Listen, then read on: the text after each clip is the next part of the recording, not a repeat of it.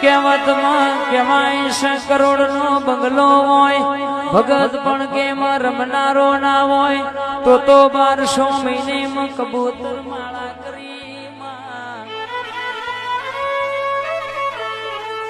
માં હોમી ઘોનું પાહેતું હોય